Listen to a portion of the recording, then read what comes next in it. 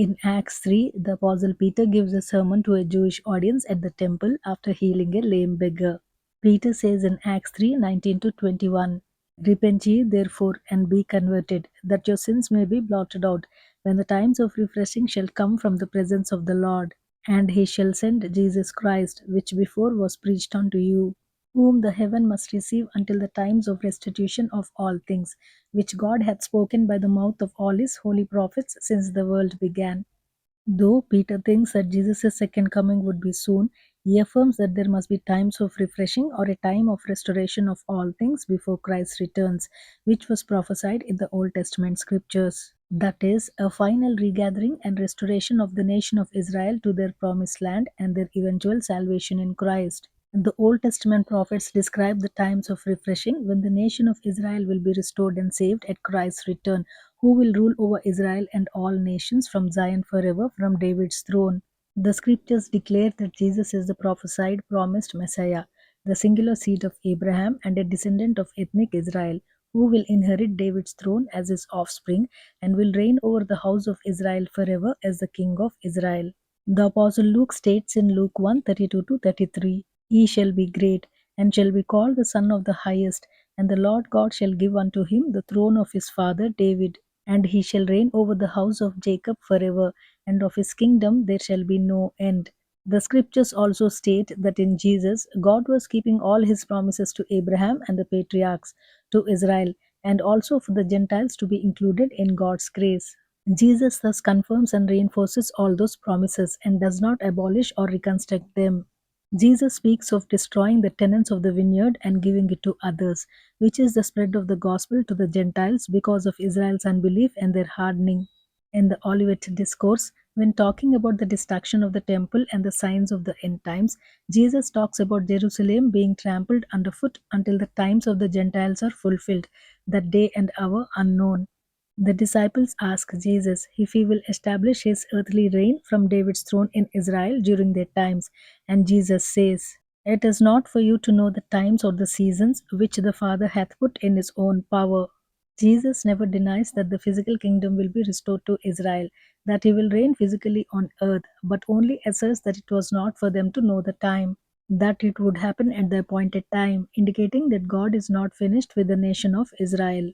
At the end of his declaration of woes on the teachers of the law and the Pharisees, Jesus says, "For I say unto you, ye shall not see me henceforth, till ye shall say, Blessed is he that cometh in the name of the Lord." Jesus himself declares that Israel must be restored to the promised land before he returns, as he clearly says that he will return only when the Jews call on him as their Messiah. That is, Israel will come to saving faith in Christ with new covenant blessings when they cry out to him. Zechariah prophesies that Jesus will descend on Zion with his holy ones to the Mount of Olives in Jerusalem in order to destroy the armies of the nations that come up against Jerusalem and execute judgment on nations. The New Testament teaches that Jesus will be returning to the Mount of Olives, since that happens to be the place from which he ascended into heaven. The scriptures are very clear about the ultimate purpose of Israel's restoration to the promised land. Jesus will return to national Israel, to Jerusalem, and rule from there as David's offspring. The scriptures clearly refute the notion that the church has replaced Israel in God's redemptive plan.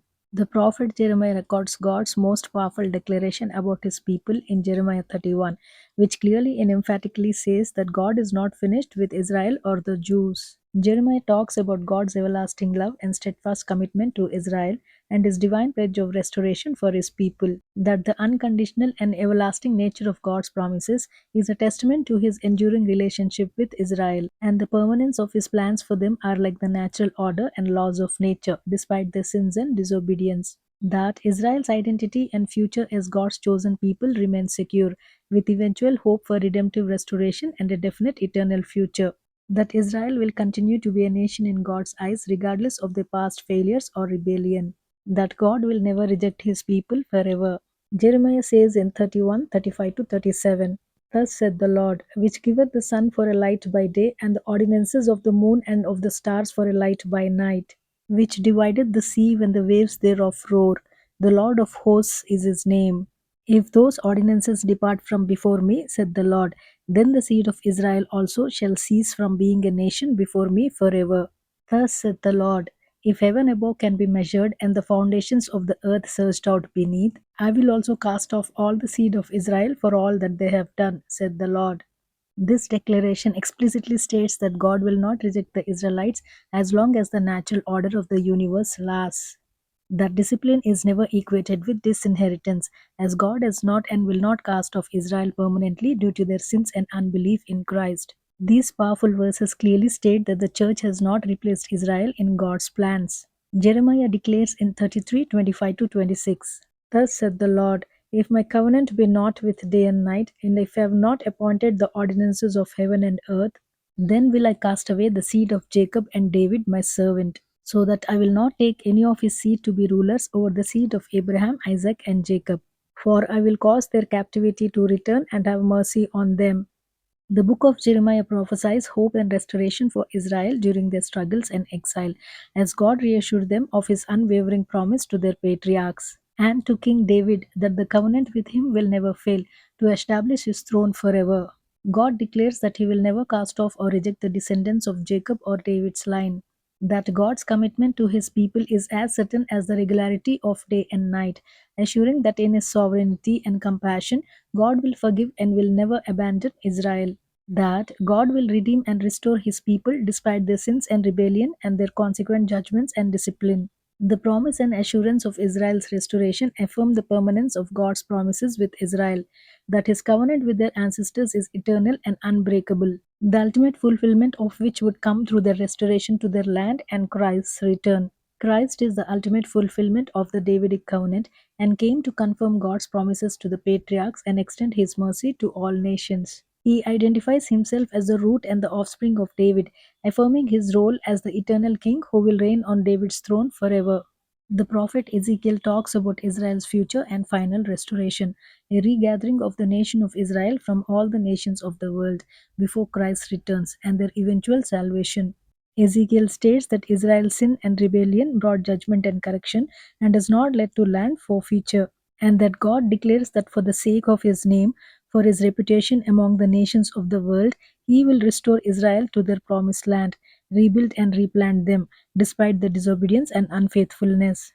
The scriptures abundantly and explicitly prophesy the preservation of the nation of Israel, that all the tribes of Israel will regather and be restored to the promised land from the four corners of the earth, that Israel will first return to their land in unbelief and then will be spiritually renewed and saved in Christ in God's plans and purposes for them. That they will return in unbelief is an integral part of God's redemptive plan for both Jews and Gentiles. And national Israel will be fully reinstated and will eventually come to faith in Christ with new covenant blessings, also emphasized by the Apostle Paul in Romans 9 to 11, and which cannot be spiritualized into the church, as that would invalidate the greatest Old Testament prophecies about the return of the Jewish people to their land, and that they will be saved at Christ's return. The prophets foretold of a future time that they would dwell in the land securely without fear of attack, permanently restored. Israel's return and restoration to the promised land is a fulfillment of God's promises to Abraham and his descendants, a testimony of God's commitment, faithfulness, sovereignty, and power. God does not need genealogical records to know his chosen people. The scriptures clearly state that through the unconditional covenants, God's ultimate redemptive purposes are for both Jews and Gentiles, and the Gentiles are incorporated within the faithful remnant of Israel and do not replace Israel. The continuous existence of the Jewish people and the revival of the nation in unbelief, which align with biblical prophecies, would not have happened if God condemned Israel forever to be replaced by the church, as the unconditional and irrevocable promises God gave specifically to Israel were to be fulfilled literally with Israel. In God's own words, the fulfillment of prophecies is literal, as indicated clearly by the scriptures and determined by history. Hence, the certainty of the total fulfillment of the covenants is a fact evidenced by the scriptures themselves. Bible prophecy revolves around the nation of Israel, and end times revolve around the people of Israel being in their land. The modern secular nation state of Israel has a special place in the plan and purposes of God, despite their current status as the enemies of the gospel. Israel is still beloved by God on account of the patriarchs with a divine right to the promised land by means of the unconditional Abrahamic covenant. The scriptures plainly refute the replacement theology in clear terms through explicit prophecies and teachings, declarations by God Himself through the prophets, by Jesus Himself, and also by the apostles.